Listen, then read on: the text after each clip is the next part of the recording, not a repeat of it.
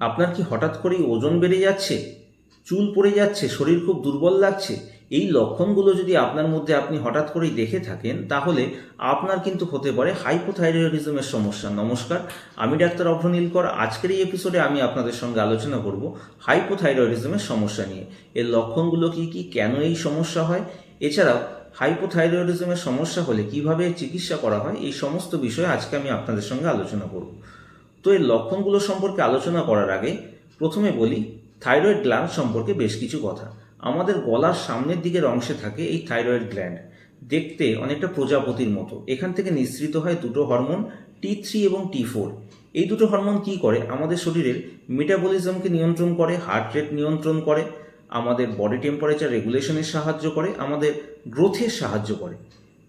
এই T3 আর T4 হরমোনের নিঃসরণকে আবার স্টিমুলেট করে TSH হরমোন। এটি নিঃসৃত হয় আমাদের ব্রেনের অ্যান্টেরিয়র পিটুইটারি থেকে।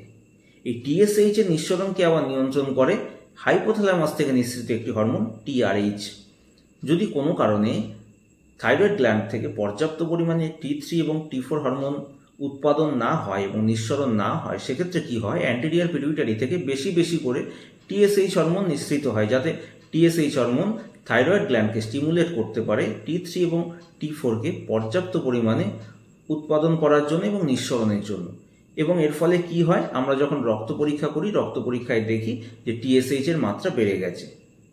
কি কি লক্ষণ দেখা যায়? আমি প্রথমেই বলেছি, হঠাৎ করেই প্রচণ্ড ওজন বেড়ে যাচ্ছে। আপনি খাওয়া দাওয়া যেরকম করছিলেন সেরকমই করছেন, কিন্তু দেখছেন আপনার ওজন খুব বেড়ে যাচ্ছে। চুল পড়ে যাচ্ছে, চুল রুক্ষ হয়ে যাচ্ছে, শরীর খুব দুর্বল লাগছে, কোনো কাজে এনার্জি পাচ্ছেন না। নখগুলো ভেঙে যাচ্ছে, পালস রেট আপনার তুলনামূলক কমে গেছে এবং আগের থেকে আপনি অনেকটা শীত কাতুরে হয়ে গেছেন। আপনার শরীরের বিভিন্ন অংশে ব্যথা হচ্ছে। মহিলাদের ক্ষেত্রে কি হচ্ছে? পিরিয়ডসের সমস্যা হচ্ছে।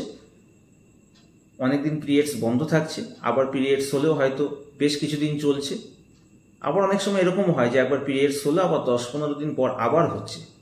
তো এই লক্ষণগুলো কিন্তু হাইপোথাইরয়েডিজমের ক্ষেত্রে দেখতে পাওয়া যায়। এবং এই যে হাইপোথাইরয়েডিজমের সমস্যা, আমি যে সমস্যা নিয়ে আপনাদেরকে বলছি, এটিকে আমরা বলে থাকি প্রাইমারি হাইপোথাইরয়েডিজমের সমস্যা। এর কারণ কি? এর কারণ সাধারণত যেটা দেখতে পাওয়া যায় সেটা হলো আয়োডিন ডেফিসিয়েন্সি, হাসিমোটো ডিজিজ। এই কারণেই কিন্তু এই হাইপোথাইরয়েডিজমের সমস্যা হয়। এটাকে আমরা বলি প্রাইমারি হাইপোথাইরয়েডিজমের সমস্যা। আরও একটি সমস্যা হতে পারে যেটিকে বলা হয় সেকেন্ডারি হাইপোথাইরয়েডিজমের সমস্যা। এক্ষেত্রে সমস্যা হয় কোথায়? হয়তো সমস্যা হচ্ছে আপনার পিটুইটারি গ্ল্যান্ডে। সেখানে হয়তো আপনার কোনো টিউমার হয়েছে বা পিটুইটারি গ্ল্যান্ডের ড্যামেজ হচ্ছে। সেই কারণে কি হচ্ছে? TSH হরমোন পর্যাপ্ত পরিমাণে নিঃসৃত হচ্ছে না। বা এমনও হতে পারে যে হাইপোথ্যালামাসে কোনো সমস্যা হলো। আমি আগেই বলেছি হাইপোথ্যালামাস থেকে নিঃসৃত হয় একটি হরমোন TRH, যেটা অ্যান্টেরিয়র পিটুইটারি থেকে নিঃসৃত হওয়া TSH এর সিক্রিয়েশনকে নিয়ন্ত্রণ করে। তো হাইপোথ্যালামাসে যদি কোনো সমস্যা হয়, সেক্ষেত্রেও কিন্তু TSH হরমোন পর্যাপ্ত পরিমাণে নিঃসৃত না হতে পারে। এক্ষেত্রে কি হয়? এক্ষেত্রে রক্তে দেখা যায় TSH এর মাত্রা স্বাভাবিক বা স্বাভাবিকের তুলনায় অনেকটা কমও হতে পারে। তো এই সেকেন্ডারি হাইপোথাইরয়েডিজম যেটা আমি বললাম, এটার ক্ষেত্রে কিন্তু গুরুত্বপূর্ণ হয়ে দাঁড়ায় ফ্রি T3 T4। এটার মাত্রা কিন্তু আমাদের এই সেকেন্ডারি হাইপোথাইরয়েডিজমের সমস্যাকে বুঝতে সাহায্য করে। তো লক্ষণগুলো সম্পর্কে তো আমি আগেই আলোচনা করেছি আপনাদের সঙ্গে, এবং প্রাইমারি এবং সেকেন্ডারি হাইপোথাইরয়েডিজমের কারণগুলো কি সেই বিষয়েও আমি আপনাদেরকে বললাম। এবার যদি চলে আসি এর চিকিৎসায়, হোমিওপ্যাথিতে কিন্তু লক্ষণ অনুযায়ী যদি সঠিক ওষুধ প্রয়োগ করা যায়, সেক্ষেত্রে কিন্তু হাইপোথাইরয়েডিজমের সমস্যায় খুব ভালো রেজাল্ট পাওয়া যায়। হোমিওপ্যাথিতে আমরা লক্ষণ অনুযায়ী বিভিন্ন ওষুধ প্রয়োগ করে থাকি, যেরকম ক্যালকেরিয়া কার্ভ, থুজা, গ্রাফাইটিস, এরকম বিভিন্ন ওষুধ আসতে পারে যদি লক্ষণ মিলে যায়। তো আমি প্রথমেই বলবো, যদি এই লক্ষণগুলো আপনাদের মধ্যে দেখেন, যে লক্ষণগুলোর কথা আমি প্রথমে আপনাদেরকে বলেছি, সেক্ষেত্রে অবশ্যই নিকটবর্তী ডাক্তারবাবুর সঙ্গে যোগাযোগ করুন এবং তার পরামর্শ অনুযায়ী চিকিৎসা করান। যদি আপনাদের এই বিষয়ে কোনো মনে প্রশ্ন থেকে থাকে, তাহলে আপনারা চাইলে স্ক্রিনের উপর দেওয়া হোয়াটসঅ্যাপ নাম্বারেও আমার সঙ্গে যোগাযোগ করতে পারেন।